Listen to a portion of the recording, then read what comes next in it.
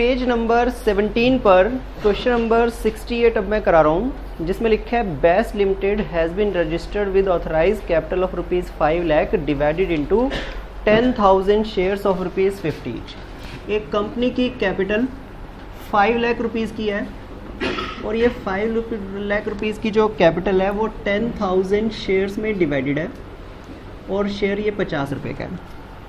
कहीं पर कोई प्रीमियम है ऐसा भी लिखा है, क्या लिखा है इसमें लिखा है 6,000 share offer for public subscription eight A premium of ₹10 पर शेयर। 10,000 शेयर नहीं, 6,000 शेयर फिलहाल हम ऑफर कर रहे हैं, लेकिन ये शेयर 50 का नहीं बल्कि हमने 10 रुपये का प्रीमियम भी इसमें ऐड कर लिया है। इसका मतलब जो इन्फॉर्मेशन हमें मिलेगी उसमें 50 + 10 60 की इन्फॉर्मेशन मिलनी चाहिए। और आगे आप देखेंगे तो पता चलेगा 4 इंस्टॉलमेंट भी हैं, पहले एप्लीकेशन, उसके बाद अलॉटमेंट, फिर फर्स्ट कॉल और उसके बाद फिर सेकंड कॉल भी। अब इसका टोटल देख लेते हैं। टोटल या तो 50 होगा या तो 60 होगा। इसमें टोटल 60 रुपीज़ है। कहीं पर प्रीमियम के बारे में कोई हिंट भी नहीं है। कहाँ अज्यूम करेंगे प्रीमियम कहाँ छुपा बैठा है? At the time of allotment. तो मान के चलेंगे एप्लीकेशन पे जो 10 रुपये हैं वो सारे के सारे 10 रुपये कैपिटल के है, प्रीमियम का कुछ भी नहीं है, ज़ीरो है। अलॉटमेंट पे जो 30 है ये 20 + 10 = 30 हो जाएंगे। फर्स्ट कॉल के 10 रुपीज़ हैं और सेकंड कॉल के भी 10 रुपीज़ हैं। इनमें हम कोई भी प्रीमियम ऐड नहीं करेंगे और 10 ही भेजने पड़ेंगे। सबको क्लियर है? आगे लिखा है application were receive for 9,000 share. ये तो गड़बड़ हो गई, ज़्यादा लोगों ने अप्लाइड कर दिया। अप्लाइड और अलॉटेड अब हमें चूज़ करना पड़ेगा, और चाहें या ना चाहें कुछ लोग तो रिजेक्ट भी होंगे। 9,000 एप्लीकेशन आ गए हैं, हम सिर्फ 6,000 शेयर्स अलॉट कर सकते हैं और 3,000 एप्लीकेंट्स ऐसे निकलेंगे जिनको रिजेक्ट करना पड़ेगा। ये 3,000 एप्लीकेंट्स फुली रिजेक्ट भी हो सकते हैं, प्रोराटा बेसिस पे भी रिजेक्ट हो सकते हैं, बट रिजेक्ट पक्का होंगे ही होंगे। ये सारी बातें ना जानते हुए भी मैं लेकिन पहली एंट्री कर सकता हूँ। पहली एंट्री हमारी होगी bank account debit to share application. इस एंट्री के लिए जो भी पर्सन शेयर होल्डर बनना चाहेगा 10 रुपये की एडवांस पेमेंट करेगा और 9,000 एप्लीकेशन हमारे पास आ गए हैं, मतलब ये वैल्यू होगी ₹90,000। सबको क्लियर है? अगली एंट्री में ये जो पैसा आपके पास आ गया ₹90,000 उसे आप यूटिलाइज़ करेंगे। कैसे यूटिलाइज़ करेंगे? आप उसे फॉरवर्ड करेंगे शेयर कैपिटल में, लेकिन सभी एप्लीकेशन पे शेयर कैपिटल नहीं क्रिएट की जाएगी, सिर्फ 6,000 एप्लीकेशंस की शेयर कैपिटल क्रिएट की जाएगी और ये फिगर हो जाती है ₹60,000। एंट्री टैली नहीं कर रही है, क्या है कारण? 3,000 लोग जो रिजेक्ट हो गए वो है कारण। 30,000 पे उन्हीं के हैं जिसकी वजह से एंट्री टैली नहीं कर रही है। अब क्वेश्चन में पढ़ के ही पता चलेगा कि वो जो 3,000 शेयर रिजेक्ट हुए हैं वो फुली रिजेक्ट हुए हैं या प्रोराटा बेसिस पे। अगर फुली रिजेक्ट हुए हैं तो पैसा बैंक से रिटर्न कर देंगे, और अगर प्रोराटा बेसिस पे रिजेक्ट हुए हैं तो पैसा अलॉटमेंट पे फॉरवर्ड कर देंगे। क्वेश्चन में लिखा हुआ है of which applications of 1,000 were rejected. 1,000 applications ऐसे थे जिनको हमने क्या कर दिया? रिजेक्ट कर दिया। रहा होगा कोई डिफेक्ट इनके फॉर्म में, वरना रिजेक्ट शायद ना भी होता, लेकिन इन लोगों को हमने शेयर होल्डरशिप 0 दी। ये 1,000 नंबर ऐसा है जो फुली रिजेक्ट हुआ है। फर्स्ट कैटेगरी हमारी आ गई है और ये फुली रिजेक्ट लोग हैं। कंपनी ने इनको घुसने भी नहीं दिया, कंपनी ने बाहर की बाहर ही आउट हो जाएंगे, तो इनका पैसा सारा का सारा क्या करना पड़ेगा? कंपनी को फ़ौरन लौटाना पड़ेगा। जैसे यहाँ पे किस नाम से लिखेंगे? To bank. 10 रुपये हमने उनसे अभी तक लिए थे, वही 10 रुपये वापस कर देते हैं, ये हो जाते हैं ₹10,000। अभी भी लेकिन 2,000 एप्लीकेशन और रिजेक्ट होने, 3,000 हमें रिजेक्ट करने होंगे। आगे लिखा हुआ है इसके अंदर rest of the applicants were allotted share on pro rata basis. बाकी जो भी लोग बचे रह गए, कितने लोग बचे रह गए हैं? एप्लीकेशन बचे रह गए हैं 8,000 और शेयर का कोटा हमारे पास है 6,000। हमने इन्हीं बचे हुए लोगों को बचे हुए शेयर दे दिए। ये सभी लोग शेयर होल्डर बन जाएंगे, लेकिन थोड़ा थोड़ा नंबर कम करके बनेंगे। 2,000 का डिफरेंस यहाँ पे ये रिजेक्ट है, लेकिन सिलेक्शन भी हुआ है, इसलिए कौन सी कैटेगरी होगी? ये प्रोराटा कैटेगरी होगी। और इस कंपनी में कोई भी ऐसा पर्सन नहीं है जो फुल अलॉटमेंट वाला पर्सन हो। फुल अलॉटमेंट की कैटेगरी नहीं है। जो भी शेयर होल्डर बने हैं सभी शेयर होल्डर ऐसे बने जिन्होंने मांगे थे ज़्यादा और मिले कम। अगर इसको छोटा करें, रेशो निकालें, तो रेशो 4:3 आ जाती है। तो हर 4 शेयर मांगने पर 3 शेयर मिलते हैं। 8 शेयर मांगोगे तो 6 शेयर मिलेंगे। अगर आप उसी हिसाब से 40 शेयर मांगोगे तो 30 शेयर मिलेंगे। ठीक है, जो भी पर्सन शेयर होल्डर बन रहा है उसका कुछ ना कुछ रिजेक्ट हो रहा है और कंपनी वो पैसा एडजस्ट करेगी कहाँ पे? At the time of allotment. तो वो सारा का सारा पैसा जो अलॉटमेंट पे एडजस्ट होना है यहाँ पे लिख देते हैं 2 शेयर अलॉटमेंट। 10 रुपये के हिसाब से 2,000 एप्लीकेशन ऐसे हैं जो प्रोराटा के केस से रिजेक्ट हुए। और 20,000 पे ये फिगर आ गई है। अगली एंट्री में आपको ध्यान रखना है कि 20,000 पब्लिक से कम लेने हैं। एक छोटा सा काम और कर लेते हैं, अपने आप को एक बार सेटिस्फाई कर लेते हैं, कहीं ये अलॉटमेंट का जो एडवांस है बहुत बड़ा ना हो कि अलॉटमेंट पे समाये ना और फर्स्ट कॉल पे भेजना पड़े। तो बड़ा छोटा सा स्टेप होता है वेरिफिकेशन का, सेल्फ वेरिफिकेशन करना है। इस कैटेगरी से हमें एडवांस इकट्ठा हुआ है, इनका तो पैसा हमने पूरा लौटा ही दिया। और इस कैटेगरी में कितने लोगों को शेयर अलॉट किए गए हैं? 6,000। अगली बार इन्हीं से हम अलॉटमेंट की जब डिमांड करेंगे तो 6,000 शेयर इस कैटेगरी में है और 30 रुपये की हमारी डिमांड होने वाली है। तो 6,000 मल्टीप्लाई बाय 30 करके जो वैल्यू आती होती है 1,80,000। तो 1,80,000 रुपये तक का एडवांस अलॉटमेंट पे एडजस्ट हो जाएगा, इससे बड़ा एडजस्ट नहीं हो पाएगा। लेकिन हमारा एडवांस 1,80,000 से बहुत कम है, सिर्फ 20,000 है, तो इसलिए कोई प्रॉब्लम वाली बात नहीं। अगर 2 लाख होता तो प्रॉब्लम हो जाती, तब अलॉटमेंट के बाद फर्स्ट कॉल पे भी पैसा भेजना पड़ता। और मैंने पहले ही बताया 99% चांस है कि ऐसी दिक्कत नहीं होगी, बट फिर भी 1% चांस है दिक्कत हो सकती है, इसलिए हम हमेशा चेक एक बार कर लेते हैं। एग्जामिनर के सामने ये स्टेप करके दिखाने की ज़रूरत नहीं है तब तक जब तक कि यूज़ ना करना पड़े, यूज़ करना नहीं पड़ रहा, इसलिए हमारा काम यहीं पे ओके। अब अगली एंट्री शेयर अलॉटमेंट, असली अलॉटमेंट आएगी अब, जिसमें हम शेयर अलॉटमेंट को डेबिट और शेयर कैपिटल को क्रेडिट करेंगे। लेकिन सारी कैपिटल नहीं लिख सकते, इस स्टेज पे तो प्रीमियम भी था, इसलिए एक नाम और लिखना पड़ेगा, टू सिक्योरिटीज़ प्रीमियम। क्या क्या वैल्यू आएंगी? सबसे पहले कैपिटल के 20 रुपये हैं, प्रीमियम के भी 10 रुपये हैं। तो अलॉटमेंट कितने की ड्यू करेंगे हम? 30 रुपीज़ के रेट से ड्यू करेंगे।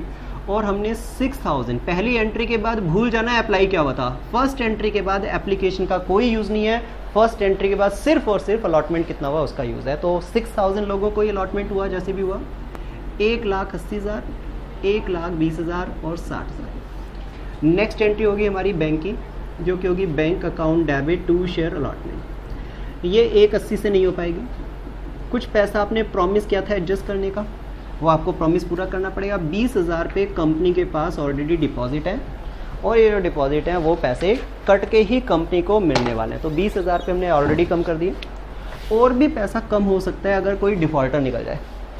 और यहाँ पे समझ लेना, डिफ़ॉल्टर अगर निकला तो कुछ ना कुछ कंपनी के पास पक्का एडवांस होगा, क्योंकि यहाँ पे कोई भी शेयर होल्डर फुल अलॉटमेंट वाला नहीं है। तो ऐसा कोई शेयर होल्डर होगा ही नहीं जिसने एडवांस कंपनी में ना छोड़ा हो, ठीक है, क्योंकि प्रोराटा कैटेगरी से सब लोग शेयर होल्डर बने हैं। आगे क्वेश्चन के अंदर लिखा है प्रोराटा एप्लीकेशन हो गया, सब कुछ हो गया। आगे लिखा है all the money duly receive except from Radha applied for 160 share who fail to pay allotment and first call. यहाँ पे अगर आप नोटिस करोगे तो पता चलेगा एक वर्ड जो है उसका फ़ॉन्ट स्टाइल डिफरेंट किया गया है, अप्लाइड। यहीं पर स्टूडेंट गलती कर जाते हैं। स्टूडेंट 160 शेयर्स पे पैसा नहीं मिला ऐसा मानते हुए यहाँ पे लिखते हैं कि 160 शेयर है जिन्होंने हमें अलॉटमेंट नहीं दी और फिर फर्स्ट कॉल नहीं दी और हमने शेयर फॉरफिट कर लिया। ये रॉन्ग है। मैंने आपको पहले ही बताया कि फर्स्ट एंट्री होने के बाद कभी भी अप्लाइड नंबर को देखना मत। अप्लाइड नंबर अगर दिया भी है तो वो यूजलेस होगा। यहाँ पे इन्होंने कौन सा नंबर दिया है? अप्लाइड। राधा ने अप्लाई किया था 160 के लिए। अप्लाई करने से कुछ नहीं होता है। अप्लाई तो देखो इन्होंने भी किया था 1,000 के लिए। आज ये कंपनी के गेट में घुस भी नहीं सकते, हमने इनको शेयर होल्डर भी नहीं बनाया। हमारे लिए मेन पॉइंट क्या है, हमें क्या पता होना चाहिए? अलॉटमेंट कितना हुआ। अप्लाइड नहीं पता होना चाहिए, अलॉटमेंट पता होना चाहिए। जबकि उसने हमारे साथ थोड़ा सा ट्विस्ट किया, उसने हमें अप्लाइड बता दिया, जबकि हमें ज़रूरत किसकी है? ये नंबर गलत है। ये 160 नंबर नहीं चलेगा, आपको सही नंबर पता लगाना है। उसके बाद सारा प्रोसेस सेम रहेगा, उसका कोई बदलाव नहीं है, लेकिन नंबर तो कम से कम सही यूज़ करेंगे। अब स्टूडेंट जल्दबाजी में एग्जाम में क्वेश्चन करता है, 160 के हिसाब से सारी कैलकुलेशन कर देता है और सारा गलत हो जाता है। हमें सही नंबर चाहिए। कैसे पता चलेगा सही नंबर? रेशो हमारी हेल्प कर देगी। ये तो हमें पता ही है, 4 शेयर के लिए अप्लाई करेंगे तो 3 शेयर मिलेंगे। 4 शेयर के लिए अप्लाई करेंगे तो अब मुझे पता है कि यहाँ पर अप्लाइड इसका नंबर 160 है, तो अलॉटमेंट तो डेफिनेटली थोड़ा कम ही हुआ होगा। इसको 4:3 की रेशो के अंदर अगर निकालूं तो कैसे निकाला जाएगा? इसको 4 से डिवाइड कर दूं और 3 से मल्टीप्लाई करूं तो मुझे पता चल जाएगा कि इधर वाला नंबर क्या होना चाहिए। 4 से डिवाइड करते पर 40 आ जाएगा और 3 से मल्टीप्लाई करने पर कितना आएगा? 120।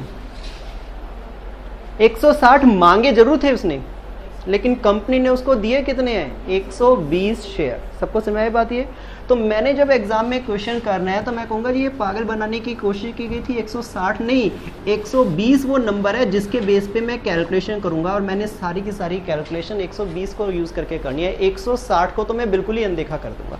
क्लियर बात समझ आ गई है? पिछली बार जब क्वेश्चन दिया था तो सीधा होल्डर बताया था, होल्डर का मतलब अलॉटमेंट हुआ, आप सीधा स्टेप शुरू कर सकते थे। अगर अप्लाइड कहीं पे भी दिया है फर्स्ट एंट्री के बाद वो यूजलेस हो जाएगा, हमें हमेशा अलॉटेड नंबर चाहिए।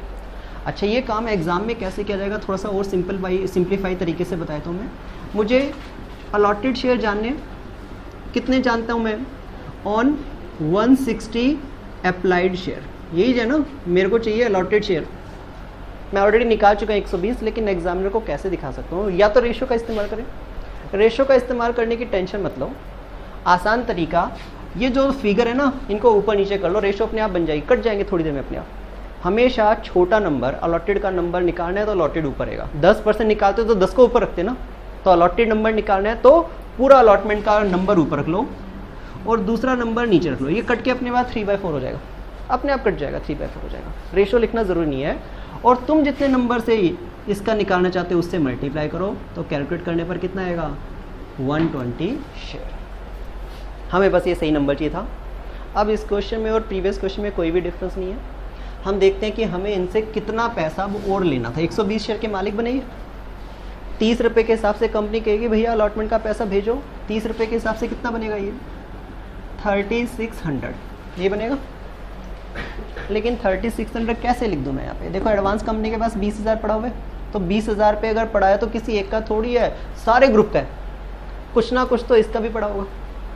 इनडायरेक्ट बोल तो बेचारे के 40 शेयर रिजेक्ट कर दिए तुमने, इस बार तो पता चल रहा है साफ साफ कि इसके कितने शेयर रिजेक्ट हुए हैं, 40, 160 मांगे थे इसने, मिले इसको कितने, 120, तो कितने फॉर्म रिजेक्ट हो गए, 40 फॉर्म के ऊपर 10 रुपये के हिसाब से एप्लीकेशन का पैसा ये दे चुका है। कितना पैसा कंपनी के पास रुका हुआ है इसका, 400 रुपये, 40 ही शेयर तो रिजेक्ट हुए इसके, 160 तो मांगे ही थे, उसने बताया था क्वेश्चन में, हमने पता लगाया 160 मिले नहीं है, मिले इससे कोई कितने हैं 120, तो 40 फॉर्म रिजेक्ट हो गए। 40 फॉर्म के लिए अप्लाई करते वक्त 10 रुपये की पेमेंट तो की होगी उसने, तो 40 फॉर्म पे 10 रुपये के हिसाब से कितनी पेमेंट कंपनी के पास पड़ी है, 400 रुपये।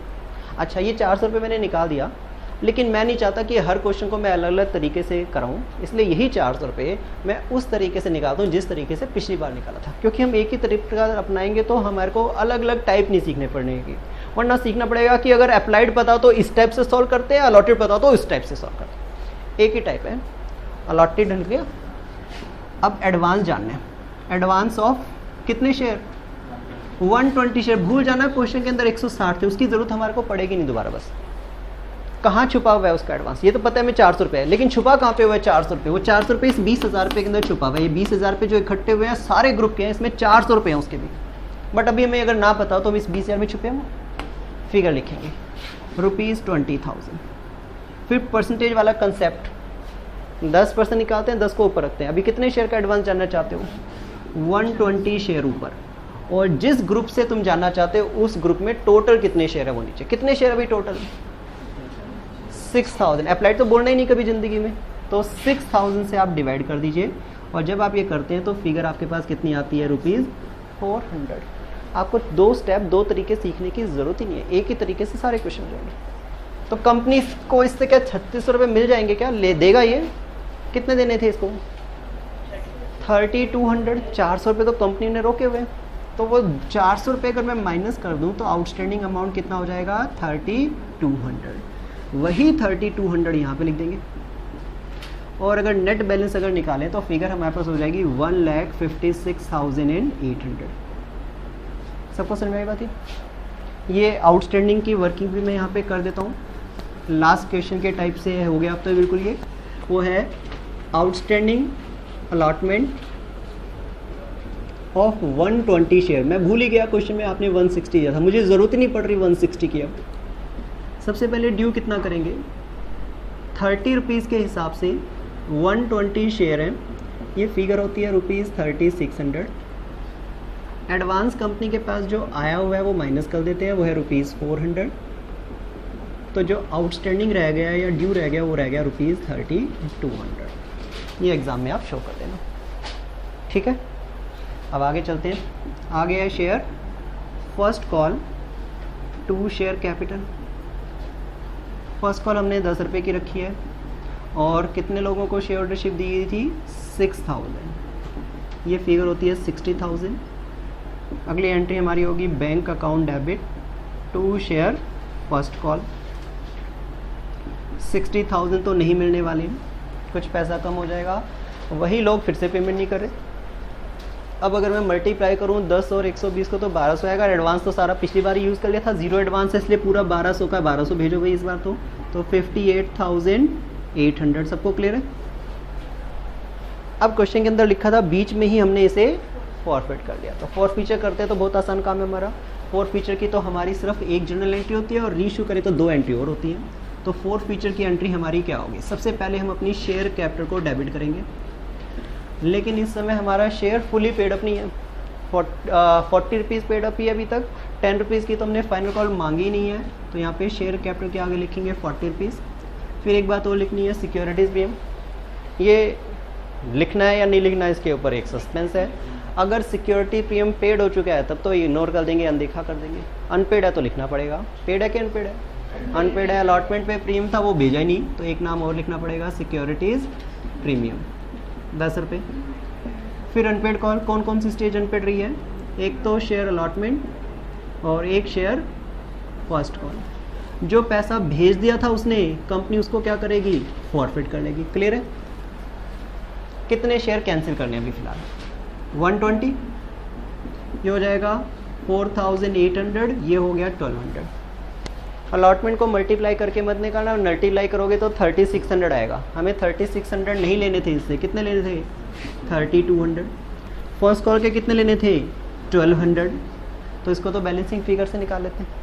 तो ऊपर है डेबिट साइड में 6,000, क्रेडिट साइड में आ चुका है 4,400। बैलेंसिंग फिगर से अगर मैं निकालूं तो फिगर मेरी कितनी निकलती है, 1,600 रुपये। अब रीइशू भी करना पड़ेगा। क्वेश्चन में क्लियर लिखा है कि हर share were reissued to Meera at 45 पर शेयर एज 40 पेड अप।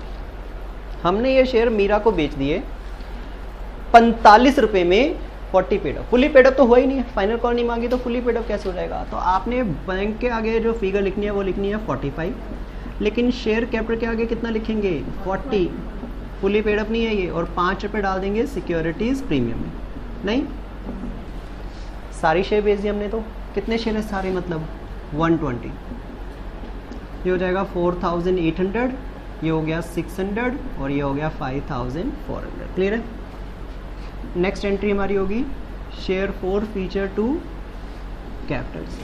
अगर आपने सारे शेयर बेच दिए हैं तब तो कोई दिक्कत नहीं है, अगर कम शेयर बेचे हैं तो प्रपोर्शनेट फॉर फीचर यूज़ करेंगे। हमने तो सारी शेयर बेच दिए, तो ये 1,600 था, उसमें से डेबिट जो हो गया फॉर फीचर वो माइनस कर दो। ये क्रेडिट था, डेबिट माइनस होगा, लेकिन डेबिट तो फॉर फीचर हमने कुछ किया ही नहीं, हमने तो सिक्योरिटी प्रीमियम को क्रेडिट किया हुआ है। तो इसका वाला 1,600 रुपीज़ हमारा फाइनल आंसर होगा। चेक करो आंसर में गिवन है। अच्छा, एक इस क्वेश्चन को, वैसे तो आंसर आ गया, सब कुछ हो गया है, बट क्रॉस चेक भी करा दूँ मैं। ये फॉर फीचर का अमाउंट एक और तरीके से चेक कर सकते हैं। कैसे, जो पैसा कंपनी को रिसीव हो चुका है वही कंपनी फॉरफिट करेगी। इस शेयर होल्डर ने सिवाय एप्लीकेशन के दोबारा पैसा नहीं दिया। एप्लीकेशन की फ़ीस हमने 10 रुपये रखी थी, 120 शेयर इसको दिए गए थे। कैलकुलेट करने से फिगर कितनी बनती है, ये 1200। और कंपनी के पास क्या कुछ एडवांस भी डिपॉजिट हुआ था क्या, हाँ जी, हमने एडवांस भी कैलकुलेट किया था, कितना, 400। वो भी कंपनी ने फॉरफिट ही कर लिया होगा, तो दोनों को मिला के कितना हो जाएगा, ये 1,600 रुपये। चेक कर लो, ये फिगर जो 1,600 रुपये और ये जो फिगर है 1,600 सेम है, इसका मतलब हमने ठीक किया। एक और तरीका है, मल्टीपल तरीके हैं। ये वाला तरीका सिर्फ तब काम में आएगा अगर हमें अप्लाइड नंबर पता है, वरना ये तरीका काम में नहीं आएगा। और हमें 10 बार चेक करने की ज़रूरत भी नहीं है, इवन एक बार भी चेक करने की ज़रूरत नहीं है अगर आपको कॉन्फिडेंस है अपने तरीके पे। तो फिर भी मैं एक और बार चेक करा देता हूँ। एक और तरीके से भी ये वेरीफाई हो सकता है कि फॉर फीचर 1600 होना था। ये तरीका तब काम करेगा अगर आपको अप्लाइड नंबर पता है। इस बार हमें अप्लाइड नंबर पता था, कितने शेयर के लिए इसने अप्लाई किया था, 160। और गलती से जब वो फॉर्म भर रहा था तो उसने 160 के लिए अगर अप्लाई किया तो पैसा भी 160 का भेजा होगा। तो फुल एप्लीकेशन जो उसने भेजी थी वो कितनी भेजी थी, भले ही हमने बाद में शेयर उसको 120 दिए, लेकिन उसने अप्लाई कितने के लिए किया था, 160 शेयर के लिए अप्लाई किया था, तब उसने 10 रुपये के हिसाब से पेमेंट की होगी। तो ये फिगर कितनी बनती है, ₹16। इसी में एडवांस था, इसी में सब कुछ था, लेकिन यही पैसा कंपनी ने फॉरफिट किया। उसने मांगे थे 1600 रुपये के शेयर, हमने दिए 1200 के शेयर, 400 रुपये ऐसी तो एडवांस निकला था। ठीक है, कंप्लीट है।